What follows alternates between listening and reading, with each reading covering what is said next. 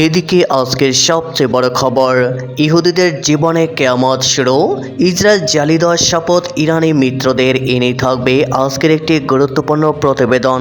এবার কিন্তু একটা মারাত্মক ঘটনা ঘটে গেছে। সেটা হচ্ছে যে মধ্যপ্রাচ্যে আমেরিকার যতগুলো ঘাঁটি ছিল সেই ঘাঁটিগুলির উপর ইরান দফায় দফায় ড্রোন ক্ষেপণাস্ত্র হামলা চালায়, সেগুলো অকার্যকর করে দিচ্ছে এবং সেখানে আমেরিকার সৈন্যরা আর বসবাস করছে না। তারা সেখান থেকে বের হয়ে শহরের বিভিন্ন জায়গায় ছড়াই ছিটায় অবস্থান নিয়েছে ইরানের হামলার ভয়ে। তো এইটা একটা ভালো জিনিস এবং পুনরায় আমেরিকাকে এই সমস্ত ঘাঁটিগুলো আবার চালু করতে, আবার সচল করতে যথেষ্ট পরিমাণ কাঠখড় পোহাইতে হবে। এটা সহজে হবে না, কারণ যেহেতু সামরিক অবস্থাপনা অনেক যন্ত্রপাতি ধ্বংস হয়ে গেছে। এদিকে ট্রাম্পের জন্য নয়া উপহার পাঠালেন কিম জং উন। ইরান নাকি উত্তর কোরিয়া, কাকে সামলাবেন ডোনাল্ড ট্রাম্প, এনে থাকবে আজকের একটি গুরুত্বপূর্ণ প্রতিবেদন। ডোনাল্ড ট্রাম্পকে আসলেই জানতেন তিনি কার হয়ে যুদ্ধ করছেন? প্রশ্নটা হাস্যকর শোনালেও এটাই এখন সবচেয়ে বড় প্রশ্ন।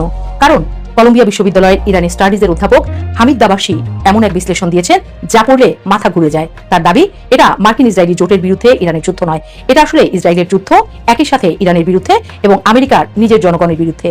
শুনতে পাগলামি মনে হলেও তথ্য প্রমাণ কিন্তু তার পক্ষেই কথা বলছে। এদিকে ইরানে পরাজয়ের ফলে চরম বেকায়দায় ট্রাম্প ও নেতানিয়াহু, থাকছে বিস্তারিত প্রতিবেদনে। এবার ইসরায়েলকে সরাসরি কঠোর ভাষায় অভিশাপ দিল পাকিস্তান। লেবাননে ভয়াবহ বিমান হামলার পর বিস্ফোরক মন্তব্য করলেন প্রতিরক্ষামন্ত্রী খাজা মোহাম্মদ আসিফ। তিনি বলছেন, গাজা থেকে শুরু, এরপর ইরান, আর এখন লেবানন, একটার পর একটা আগুন ছড়িয়ে যাচ্ছে। তার ভাষায় এটি শুধু হামলা নয়, মানবতার জন্য গভীর সংকেত। এই মন্তব্যে ক্ষোভে ফুঁসছে ইসরায়েল, বাড়ছে কূটনৈতিক উত্তেজনা।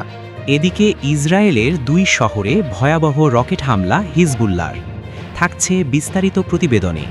ইরান যেন বিশ্বকে তাদের ভালোবাসার নিদর্শন দেখাচ্ছে। ইরান লেবাননের জন্য নিজেদের সাথে হওয়া যুদ্ধ সমঝোতাও প্রত্যাখ্যান করছে। মধ্যস্থতাকারী পাকিস্তানকে ইরান জানিয়েছে যে লেবাননের জন্য যুদ্ধবিরতির নিশ্চয়তা না থাকলে তারা ইসলামাবাদ বৈঠকে অংশই নেবে না। একটা দেশ পৃথিবীর সবচেয়ে ক্ষমতাধরদের সাথে লড়লো, তাদের জাত প্রতিবেশীদের সাথেও লড়লো, এখন তারা লেবাননের জন্য লড়ছে। জাস্ট ভাবুন ইরানের উদারতা কতটা। এটাই ইরান, আর এজন্যই গোটা বিশ্ব যেন সকল প্রভাবশালীদের বিরুদ্ধে গিয়েও ইরানের পক্ষে কথা বলেছে, পাশে দাঁড়িয়ে। ইহুদিদের জীবনে নেমে এসেছে এক ভয়াবহ অন্ধকার, যেন কিয়ামতের আগাম প্রলয়। ইরান সমর্থিত সশস্ত্র গোষ্ঠী হিজবুল্লাহর রকেট আর হুমকিতে কাঁপছে গোটা অঞ্চল।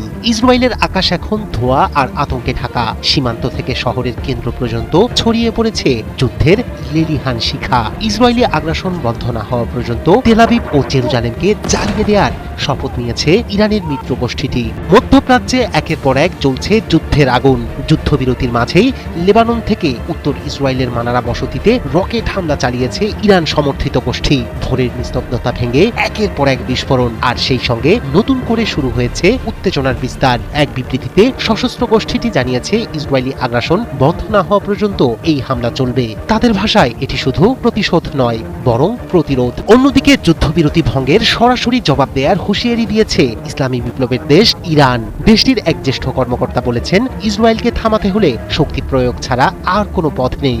ইতোমধ্যে ইরানের সামরিক মহলে প্রতিক্রিয়ার প্রস্তুতির কথা উঠে আসছে। এই হুমকি প্রতি হুমকির মাঝেই পুরো ইসরায়েল জুড়ে আবারও জারি করা হয়েছে সর্বোচ্চ সতর্কতা। ইসরায়েলের প্রতিরক্ষা বাহিনী জানিয়েছে, এবারের সংঘাত আর সীমান্তে আটকে নেই, এটি বড় আকারের যুদ্ধে রূপ নিতে পারে যে কোনো সময়। তাদের গোয়েন্দা তথ্য বলছে, লেবাননের সশস্ত্র গোষ্ঠীটি এখন শুধু সীমান্তে নয়, আঘাত হানার প্রস্তুতি নিচ্ছে ইসরায়েলের আরো গভীরে। দূরপাল্লার রকেট ও ড্রোন ব্যবহার করে গুরুত্বপূর্ণ শহর, এমনকি তেল আবিব ও জেরুজালেমকেও লক্ষ্যবস্তু বানানোর পরিকল্পনা করছে ইরানি মিত্ররা। এই আশঙ্কার মধ্যেই প্রস্তুত রাখা হয়েছে ইসরায়েলের শক্তিশালী আকাশ প্রতিরক্ষা ব্যবস্থা। সম্ভাব্য যে কোনো হামলা ঠেকাতে ইসরায়েল জুড়ে সতর্ক অবস্থানে রয়েছে সেনাবাহিনী। নাগরিকদেরও প্রস্তুত থাকতে বলা হয়েছে, যে কোনো সময় বেজে উঠতে পারে সাইরেন। তবে বিশ্লেষকরা বলছেন, ইরানের হামলায় অকেজো হয়ে পড়েছে ইসরায়েলের আকাশ প্রতিরক্ষা ব্যবস্থা, যার ফলে যে কোনো হামলা নিয়ে চিন্তায় নেতানিয়াহু প্রশাসন। আন্তর্জাতিক বিশ্লেষকরা সতর্ক করেছেন, এই সংঘাত যদি পূর্ণমাত্রার যুদ্ধে রূপ নেয়, তাহলে তা কেবল লেবানন ও ইসরায়েলের মধ্যে সীমাবদ্ধ থাকবে না, এতে সরাসরি জড়িয়ে পড়তে পারে ইরান এবং যুক্তরাষ্ট্র।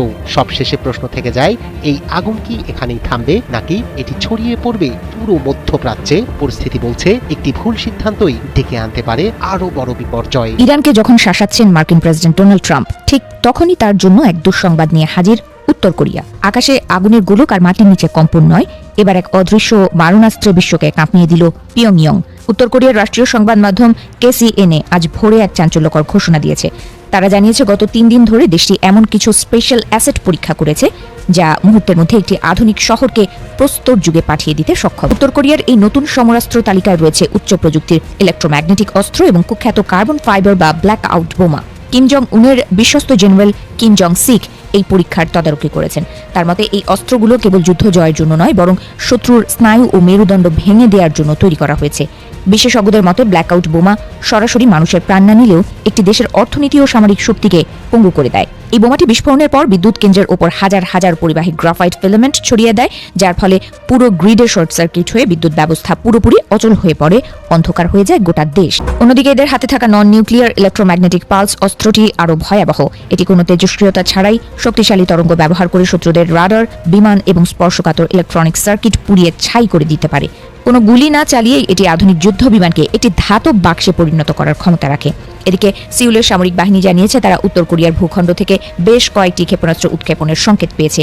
এই প্রজেক্টাইলগুলো প্রায় 240 থেকে 700 কিলোমিটার পর্যন্ত উড়ে গিয়ে সাগরে আছড়ে পড়েছে। তবে শুধু ইলেকট্রিক বোমা নয়, উত্তর কোরিয়া তাদের পারমাণবিক ক্ষমতা সম্পন্ন ওয়াসং-11 ব্যালিস্টিক মিসাইলের জন্য নতুন ধরনের ক্লাস্টার ওয়ারহেডও পরীক্ষা করেছে। কোরীয় উপদ্বীপে এই উত্তেজনার পারদ এখন আকাশচুম্বী। উত্তর কোরিয়ার উপপররাষ্ট্রমন্ত্রী জিয়াং কুম-চল এক কড়া বিবৃতিতে দক্ষিণ কোরিয়াকে তাদের ইতিহাসের সবচেয়ে শত্রুতাপূর্ণ রাষ্ট্র হিসেবে চিহ্নিত করেছেন। কোনো আলোচনা বা সমঝোতার পথ যে এখন কার্যত বন্ধ তা তার কথাতেই স্পষ্ট ফুটে উঠেছে। সম্প্রতি দক্ষিণ কোরিয়া থেকে উত্তর কোরিয়ার আকাশে ড্রোন অনুপ্রবেশের ঘটনায় পরিস্থিতি আরও ঘোলাটে হয়েছে। যদিও সিউল একে একটি বেসরকারি উদ্যোগ বলে ক্ষমা চেয়েছেন এবং এর সাথে জড়িত এক গোয়েন্দা কর্মকর্তা ও এক সামরিক কর্মকর্তাকে গ্রেফতার করা হয়েছে, তবুও পিয়ংইয়ং বিষয়টিকে আমেরিকার সন্ত্রাসবাদ ও আগ্রাসন হিসেবে দেখছে। কিম জং উন গত মাসেই হুঙ্কার দিয়ে বলেছিলেন আমেরিকার আগ্রাসন ঠেকাতে উত্তর কোরিয়ার পারমাণবিক সক্ষমতা একমাত্র রক্ষা কবচ। বর্তমানে এই উচ্চ প্রযুক্তির অস্ত্রের পরীক্ষা বিশ্বমঞ্চে এটাই প্রমাণ করছে যে উত্তর কোরিয়া কেবল পরমাণু বোমাতেই সীমাবদ্ধ নেই, তারা এখন অদৃশ্য যুদ্ধের জন্য পুরোপুরি প্রস্তুত। এদিকে ইরানে পরাজয়ের ফলে চরম বেকায়দায় ট্রাম্প ও নেতানিয়াহু। ইরানে পরাজয়ের ফলে মার্কিন প্রেসিডেন্ট ডোনাল্ড ট্রাম্পের প্রশাসন এই মুহূর্তে বড় ধরনের রাজনৈতিক ও অর্থনৈতিক বিপর্যয়ের মুখে রয়েছে। এদিকে ইরান ও হিজবুল্লাহর সাথে চলমান যুদ্ধ এবং সম্ভাব্য যুদ্ধবিরতি নিয়ে অভ্যন্তরীণ রাজনীতি ও আন্তর্জাতিক অঙ্গনে চরম বেকায়দায় পড়েছেন ইসরায়েলের প্রধানমন্ত্রী বেনিয়ামিন নেতানিয়াহুও। কাতার ভিত্তিক দোহা ইনস্টিটিউট ফর গ্র্যাজুয়েট স্টাডিজের অধ্যাপক মোহাম্মদ এল মাসরি এক বিশ্লেষণে বলেছেন, দীর্ঘ 6 সপ্তাহের তীব্র বোমা হামলার পরও ইরানি প্রশাসন তাদের প্রক্সি নেটওয়ার্ক এবং ক্ষেপণাস্ত্র ও ড্রোন সক্ষমতা অক্ষুণ্ণ রয়েছে। এমনকি ইরানের অর্ধেকের বেশি মিসাইল লঞ্চার এখনও যুদ্ধের জন্য প্রস্তুত। সবচেয়ে বড় আশঙ্কার বিষয় হল বর্তমানে হরমুজ প্রণালীর ওপর ইরানের পূর্ণ নিয়ন্ত্রণ প্রতিষ্ঠিত হয়েছে, যা যুক্তরাষ্ট্রের জন্য একটি বড় কৌশলগত পরাজয় হিসেবে দেখা হচ্ছে। আসন্ন আলোচনায় ইরান তাদের অর্থনৈতিক দাবিগুলো আদায়ে এই অবস্থানকে শক্তিশালী অস্ত্র হিসেবে ব্যবহার করবে বলে ধারণা করা হচ্ছে। যুদ্ধে বিপুল ক্ষয়ক্ষতির পর এটি ট্রাম্প প্রশাসনের জন্য বিপর্যয়ের কারণ হয়ে দাঁড়াতে পারে। এদিকে ইরান ও হিজবুল্লাহর সাথে চলমান যুদ্ধ এবং সম্ভাব্য যুদ্ধবিরতি নিয়ে ইসরায়েলের অভ্যন্তরীণ রাজনীতি ও আন্তর্জাতিক অঙ্গনে চরম বেকায়দায় পড়েছেন প্রধানমন্ত্রী বেনিয়ামিন নেতানিয়াহুও। সাম্প্রতিক জনমত জরিপ এবং মিত্র রাষ্ট্রগুলোর ক্রমবর্ধমান চাপ তার রাজনৈতিক অস্তিত্বকে এক কঠিন চ্যালেঞ্জের মুখে দাঁড় করিয়ে দিয়েছে। ইসরায়েলি সংবাদ মাধ্যমে প্রকাশিত সর্বশেষ জরিপ অনুযায়ী ইরানের সাথে চলমান যুদ্ধবিরতি এবং এই যুদ্ধে ইসরায়েলের প্রকৃত অর্জন নিয়ে দেশটির 58% নাগরিক চরম সংশয় প্রকাশ করেছেন। তবে ইরান নিয়ে নমনীয় হলেও হিজবুল্লাহর বিরুদ্ধে কঠোর অবস্থানে সাধারণ জনগণ। জরিপে দেখা গেছে 79% ইসরায়েলি নাগরিক লেবাননে হিজবুল্লাহর অপারেশন সম্পূর্ণ বন্ধ করতে এবং সামরিক অভিযান অব্যাহত রাখার পক্ষে মত দিয়েছেন। নেতানিয়াহুর ওপর কেবল দেশের ভেতরেই নয়, আন্তর্জাতিক চাপও তীব্র হচ্ছে। বিশেষ করে যুক্তরাষ্ট্র শুরু থেকেই যুদ্ধবিরতির ওপর জোর দিয়ে আসছে। গত 24 ঘণ্টায় জার্মানি ও কানাডা সহ বিশ্বের প্রভাবশালী দেশগুলো নেতানিয়াহুকে যুদ্ধবিরতির চুক্তি মেনে নিতে কড়া বার্তা দিয়েছে। রাজনৈতিক বিশ্লেষকদের মতে সামনেই ইসরায়েলের জাতীয় নির্বাচন।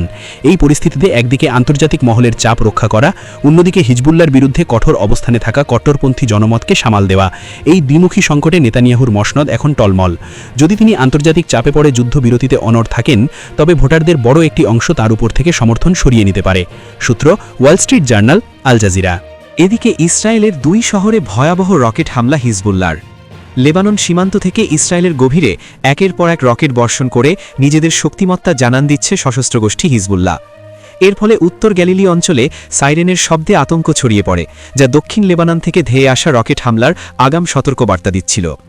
ইসরায়েলি সামরিক বাহিনী সূত্রমতে মধ্যরাতের পর থেকে উত্তর ইসরায়েল লক্ষ্য করে অন্তত 60টি রকেট নিক্ষেপ করা হয়েছে। তবে সবচেয়ে উদ্বেগের বিষয় হল এবার হিজবুল্লাহ দূরপাল্লার ক্ষেপণাস্ত্র ব্যবহার করে দক্ষিণ পশ্চিমাঞ্চলের গুরুত্বপূর্ণ শহর আশদোদ এবং উত্তরাঞ্চলী বন্দরনগরী হাইফাকে লক্ষ্যবস্তু করেছে। ইসরায়েলের প্রতিরক্ষা বিশ্লেষকদের মতে হিজবুল্লাহর সক্ষমতা কমিয়ে আনার দাবি করা হলেও গাজা সীমান্তের কাছাকাছি এবং গুরুত্বপূর্ণ শহরগুলোতে তাদের এই হামলা চালানোর ক্ষমতা ইসরায়েলি প্রশাসনের জন্য বড় ধরনের দুশ্চিন্তার কারণ হয়ে দাঁড়িয়েছে।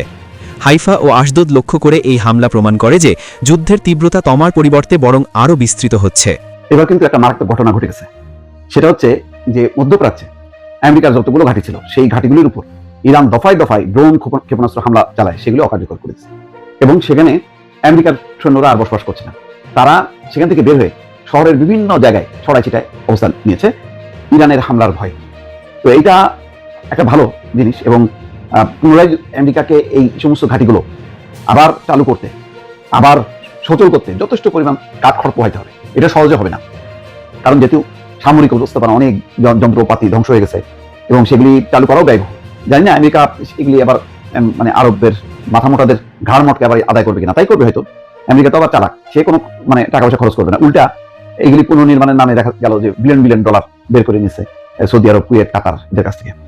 ইরানে যুক্তরাষ্ট্র এবং ইসরায়েলের হামলার জবাবে তেহরানের পাল্টা ক্ষেপণাস্ত্র হামলায় উপসাগরীয় অঞ্চলে থাকা অন্তত 1 ডজন মার্কিন সামরিক ঘাঁটি মারাত্মকভাবে ক্ষতিগ্রস্ত হয়েছে।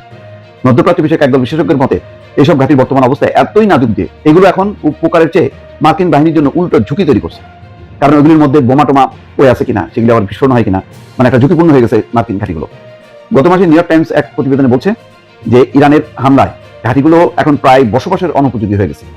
তবে ট্রাম্প প্রশাসন এখন পর্যন্ত ক্ষয়ক্ষতির এই ব্যাপারের কথা স্বীকার করেনি। স্বীকার করা তাদের লজ্জার ব্যাপার, লজ্জা রাখার জন্য তাদের সর্বাত্মক চেষ্টা আছে, যার জন্য ইসরায়েল এবং আমেরিকা তাদের ক্ষয়ক্ষতিগুলো যেভাবে চেপে রাখে, ইরানের একটা কিছু হলে সেটা 100 গুণ বাড়ায় তারা প্রচার করে। ওয়াশিংটনের আরব সেন্টারের বার্ষিক সম্মেলনে জর্জ ওয়াশিংটন বিশ্ববিদ্যালয়ের রাষ্ট্রবিজ্ঞান বিভাগের অধ্যাপক মার্ক লিঞ্চ বলেন, গত 1 মাস ধরে ইরান মূলত মধ্যপ্রাচ্যে মার্কিন আধিপত্যের অবকাঠামোগুলো অকেজো করে দিয়েছে, অথচ এই অঞ্চলে মার্কিন ঘাঁটিগুলোর কি পরিমাণ ক্ষয়ক্ষতি হয়েছে তার সঠিক চিত্র সামনে আসছে না। বাহরাইন, সৌদি আরব, সংযুক্ত আরব আমিরাত, কুয়েত, কাতার, ওমান এই 6টি দেশে অবস্থিত মার্কিন ঘাঁটিগুলোতে প্রবেশাধিকার পেন্টাগন এবং সংশ্লিষ্ট দেশগুলো অত্যন্ত কঠোরভাবে নিয়ন্ত্রণ করছে। এমনকি গত মাসে এসব দেশের আকাশসীমায় ক্ষেপণাস্ত্রের কোনো ছবি বা ভিডিও প্রচার, ধারণ এবং প্রচারের নিষেধাজ্ঞা জারি করা হয়েছে, যাতে কোনো রকম ভাবে এই ক্ষয়ক্ষতির চিত্রগুলোর সামনে না আসে। বিশ্লেষকদের ধারণা, ইরানে হামলার জন্য ব্যবহৃত মার্কিন ঘাঁটিগুলোকে সুরক্ষা দিতেই এই গোপনীয়তা বজায় রাখা হচ্ছে। মার্ক লিঞ্চ আরো বলেন, বাহরাইনে অবস্থিত মার্কিন পঞ্চম নৌ বহরের সদর দপ্তরও ব্যাপকভাবে ক্ষতির মুখে পড়েছে। 9000 সেনার আবাসস্থল এই ঘাঁটিটি এখন এতটাই অরক্ষিত যে সেখানে নৌবহরকে আবার ফিরিয়ে নেওয়ার সম্ভাবনা নেই বললেই চলে।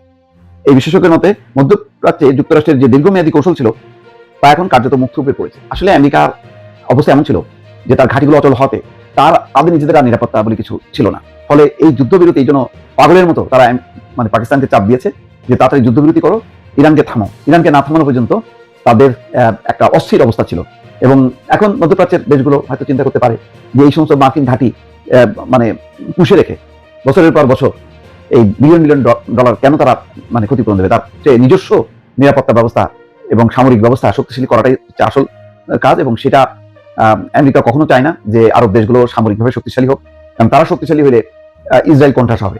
ইসরায়েলের স্বার্থে আরব দেশগুলোকে ঘুম পড়ায় রাখছে হচ্ছে আমেরিকা। এই ঘটনাগুলো থেকে বা এবারের যুদ্ধ থেকে যদি আরব দেশগুলো শিক্ষা নেয় ভালো হবে, না হলে চিরকাল তাদের পদলেহন করতে হবে। ডোনাল্ড ট্রাম্পকে আসলেই জানতেন তিনি কার হয়ে যুদ্ধ করছেন? প্রশ্নটা হাস্যকর শোনালেও এটাই এখন সবচেয়ে বড় প্রশ্ন। কারণ কলম্বিয়া বিশ্ববিদ্যালয়ের ইরানি স্টাডিজের অধ্যাপক হামিদ দাবাসি এমন এক বিশ্লেষণ দিয়েছেন যা পড়লে মাথা ঘুরে যায়। তার দাবি, এটা মার্কিন ইসরায়েলি জোটের বিরুদ্ধে ইরানের যুদ্ধ নয়, এটা আসলে ইসরায়েলের যুদ্ধ, একই সাথে ইরানের বিরুদ্ধে এবং আমেরিকার নিজের জনগণের বিরুদ্ধে। শুনতে পাগলামি মনে হলেও তথ্য প্রমাণ কিন্তু তার পক্ষেই কথা বলছে। ভাবুন একবার, যুদ্ধ শুরু হয়ে গেছে, পারস্য উপসাগরে বারুদের গন্ধ, বিশ্ববিদ্যালয় থেকে শুরু করে তেলের স্থাপনা সব জায়গায় হামলা চলছে, কিন্তু আমেরিকার রাস্তায় রাস্তায় লাখো মানুষ নো কিংস ব্যানার নিয়ে মিছিল করছে ট্রাম্পের এই যুদ্ধের বিরুদ্ধে। জরিপ বলছে 60%-এরও বেশি আমেরিকান ইসরায়েলকে সামরিক সহায়তার বিপক্ষে, আর 78% ইহুদি ইসরায়েলি এই ইরান যুদ্ধকে সমর্থন করছে। সংখ্যাগুলো দেখুন, যে যুদ্ধে আমেরিকার নিজের মানুষ নেই কিন্তু ইসরায়েলের মানুষ আছে, সেটা কার যুদ্ধ? উত্তর স্পষ্ট। দাবাসি সাহেবের মূল থিসিস হলো ইসরায়েল ট্রাম্পকে বোকা বানিয়ে এই যুদ্ধে টেনে এনেছে। নেতানিয়াহু দশকের পর দশক ধরে এই যুদ্ধের স্বপ্ন দেখে আসছিলেন এবং শেষ পর্যন্ত হোয়াইট হাউসের সেই সহজ সরল বড়লোককে ম্যানিপুলেট করে ইরান আক্রমণে নামিয়ে দিতে সফল হয়েছেন। ট্রাম্প ভেবেছিলেন তিনি নেতৃত্ব দিচ্ছেন, আসলে তিনি ব্যবহৃত হচ্ছিলেন। লেজ কুকুর নাচাচ্ছিল, এটাই ছিল বাস্তবতা। বিশ্বের সবচেয়ে শক্তিশালী সেনাবাহিনীকে রীতিমতো ইসরায়েলের ভাড়াটে বাহিনীতে পরিণত করা হয়েছিল, আর সেই ভাড়াটে বাহিনীর নাম ছিল মার্কিন যুক্তরাষ্ট্রের সেনাবাহিনী। মাঠের পরিস্থিতি দেখলে ছবিটা আরো পরিষ্কার হয়। তেহরানের শরীফ ইউনিভার্সিটি অফ টেকনোলজির কাছে হামলার একটি জ্বালানি স্টেশন ধ্বংস এবং বিশ্ববিদ্যালয়ের মসজিদ ক্ষতিগ্রস্ত হয়েছে। রাজধানীর বাহারিস্তান এলাকায় আবাসিক হামলার 10 বছরের নিচে 4 মেয়ে ও 2 ছেলে শিশু নিহত হয়েছে। শিশু হত্যা, বিশ্ববিদ্যালয়ে হামলা, কোথায় সেই যুদ্ধনীতির নৈতিকতা? ইরানের পরমাণু বিষয়ক সংস্থা তাদের ভারী পানি উত্তোলন কেন্দ্রে হামলাকে বিজ্ঞান ও মানব স্বাস্থ্যের বিরুদ্ধে অপরাধ হিসেবে আখ্যায়িত করেছে। এই যুদ্ধের লক্ষ্যবস্তু শুধু সামরিক স্থাপনা ছিল না, ছিল একটি জাতির বেঁচে থাকার সক্ষমতা। এখন প্রশ্ন হলো, ইসরায়েল এই যুদ্ধ কেন চাইছিল? কারণগুলো আসলে বেশ সহজ। প্রথমত, গাজায় গণহত্যা, দখলকৃত পশ্চিম তীরে জমি দখল এবং লেবানন যুদ্ধাপরাধ থেকে বিশ্বের দৃষ্টি সরিয়ে দেয়া। যখন ইরানে বোমা পড়ছে তখন গাজার শিশুরা কোথায় মরছে সেটা বড় খবর হয় না। মিডিয়ার এই মনোযোগের রাজনীতিটা ইসরায়েল বেশ ভালোভাবেই জানে। কিন্তু এর বাইরেও বড় কারণ হলো গ্রেটার ইসরায়েল বা বৃহত্তর ইসরায়েলের সেই পুরনো হ্যালুসিনেশন। ফিলিস্তিনি, লেবানিজ, সিরিয়ান, ইরানি সবার বিরুদ্ধে একসাথে যুদ্ধ চালিয়ে একটা আঞ্চলিক আধিপত্য কায়েম করার সেই পুরনো স্বপ্ন। কিন্তু দাবাসীর বিশ্লেষণের সবচেয়ে ধারালো অংশটা হলো মিডিয়া নিয়ে। নিউ ইয়র্ক টাইমসের মতো বড় গণমাধ্যমগুলো যুদ্ধবিরোধী সমালোচনার পুরো তোপটা ট্রাম্পের দিকে ঘুরিয়ে দিয়েছে। আসলে অপরাধী ইসরায়েল আর নেতানিয়াহুকে আড়াল করে। কৌশলটা মারাত্মক চালাক। ট্রাম্পকে খলনায়ক বানাও, তাহলে ইসরায়েল গল্পের বাইরে থেকে যায়। আমেরিকানরা তাদের পাগলা প্রেসিডেন্টকে গাল দিতে দিতে ভুলে যায় যে আসল চালকটা আসলে তেল আবিবে বসে আছে। আর এই ফাঁদে মিডিয়া যতটা স্বেচ্ছায় পড়েছে তা দেখলে বুঝতে অসুবিধা হয় না যে ইসরায়েলের লবি ওয়াশিংটনের নিউজরুমগুলোতে কতটা গভীর শিকড় গেড়েছে। এই যুদ্ধের বিরুদ্ধে শুধু বামপন্থীরা নয়, ডানপন্থী টাকার কার্লসন, নিক ফুয়েন্তেস, ক্যান্ডেস ওয়েন্সের মতো কট্টর রক্ষণশীলরা মুখ খুলেছেন। মানে বিষয়টা আর বাম ডানের রাজনীতির মধ্যে নেই। আলেকজান্দ্রিয়া ওকাসিও-কর্তেজ সাফ জানিয়ে দিয়েছেন প্রতিরক্ষামূলক সহায়তা সহ ইসরায়েলকে আর কোনো সামরিক সাহায্যের বিরুদ্ধে তিনি। এই দুটো মেরু এক জায়গায় এসে দাঁড়ানোর মানে হলো ইসরায়েল আমেরিকার এই গোটা প্রজন্মকে হারিয়ে ফেলেছে। এরই মাঝে 40তম দিনে এসে যুদ্ধের মোড় ঘুরল নাটকীয়ভাবে। ট্রাম্পের দেয়া চূড়ান্ত সময়সীমা শেষ হওয়ার মাত্র 1 ঘন্টা আগে যুক্তরাষ্ট্র ও ইরান 2 সপ্তাহের যুদ্ধবিরতিতে রাজি হয়। তার আগে ট্রাম্প ট্রুথ সোশ্যালে লিখেছিলেন, হরমুজ না খুললে ইরান নরকে যাবে। সেই ট্রাম্পই কিনা পাকিস্তানের প্রধানমন্ত্রী শাহবাজ শরীফের অনুরোধে সময়সীমা বাড়ালেন, তারপর যুদ্ধবিরতি মেনে নিলেন। বিশ্লেষক তৃতা পার্সি বললেন, এটা ট্রাম্পের কৌশলগত পশ্চাৎপসারণ। কারণ যুদ্ধটা সম্পূর্ণ বিপর্যয়ে পরিণত হয়েছিল এবং হোয়াইট হাউসকে বের হওয়ার পথ খুঁজতে হচ্ছিল। জায়গাটা কার, এই একটা বাক্যেই বোঝা যাচ্ছে। যুদ্ধবিরতির কালিও শুকায়নি, তার মধ্যে ইসরায়েল দেখিয়ে দিল যে সে আসলে কতটা বেপরোয়া। যুদ্ধবিরতির ঘোষণার কয়েক ঘন্টার মধ্যে ইসরায়েল লেবানন জুড়ে বিধ্বংসী হামলা চালায়। রাজধানী বৈরুত সহ বিভিন্ন স্থানে অন্তত 254 জন নিহত হন। লেবানন শোকের দিন ঘোষণা করেছে। জাতিসংঘের মানবাধিকার প্রধান ভলকার তুর্ক বলে, এই হত্যাযজ্ঞের মাত্রা ভয়াবহ এবং যুদ্ধবিরতির পরপরই এমন নৃশংসতা বিশ্বাস করা কঠিন। তারপরও আমেরিকা বলছে লেবানন যুদ্ধবিরতির আওতায় পড়ে না। এই হলো ইসরায়েলের প্রতি মার্কিন অ্যাকাউন্টেবিলিটির নমুনা। এদিকে ইরানের বিপ্লবী গার্ড বাহিনী দাবি করছে, লেবাননে ইসরায়েলের এই যুদ্ধবিরতির লঙ্ঘনের পর হরমুজ প্রণালীতে জাহাজ চলাচল আবার স্লথ হয়ে যেতে পারে। মানে যুদ্ধবিরতি আসলে কতটা ভঙ্গুর সেটা বোঝা যাচ্ছে। ইরান হামলা করেছে সৌদি আরবকোর আবগারিক সুবিধায়ক, যেটা বিশ্বের বৃহত্তম তেল পরিশোধন কেন্দ্র এবং বৈশ্বিক তেল সরবরাহের প্রায় 5% সরবরাহ করে। বিশ্ব অর্থনীতিতে এই ধাক্কার কথা ভাবলে মাথা ঘুরে। ইন্ডিয়ানা গভর্নর জরুরি ভিত্তিতে জ্বালানি কর মওকুফ করেছেন, কারণ রাজ্যে পেট্রোলের দাম 1 মাসে প্রায় 70 সেন্ট বেড়ে গেছে। তাহলে সব মিলিয়ে ছবিটা কেমন দাঁড়ালো? ইসরায়েল দুটো যুদ্ধেই হারছে, ইরানের মাটিতে এবং আমেরিকার মনের জমিনে। নেতানিয়াহু একটা পরাশক্তিকে ম্যানিপুলেট করে ইরানি শিশুদের হত্যা করাতে পেরেছেন সত্য, কিন্তু ইরান তবুও মাথা উঁচু করে দাঁড়িয়ে আছে। রাজনৈতিক প্রার্থীরা এখন ইসরায়েলের সাথে যে কোনো সম্পর্ককে মহামারীর মতো এড়িয়ে চলছেন। একটা ছোট্ট সেটেলার কলোনি তার লবিস্টদের দিয়ে বিশ্বের একমাত্র সুপার পাওয়ারকে নাচিয়েছেন। সেই নাচের খেসারত দিতে হয়েছে ইরানের নিরীহ মানুষকে, লেবাননের নিরীহ মানুষকে। আর ফাটা কপাল পড়েছে আমেরিকার নিজের জনগণের ভাগ্য। তেলের দাম বেড়েছে, অর্থনীতি কাঁপছে, ছেলেমেয়েরা যুদ্ধে গেছে কার স্বার্থে? এই প্রশ্নের জবাব খুঁজতে গেলে বারবার একটাই নাম সামনে আসছে, সেই নামটা ট্রাম্পের নয়, সেই নামটা নেতানিয়াহুর। আর যেই দেশটার নাম আসছে সেটার নাম আসলে আমেরিকা নয়, ইসরায়েল।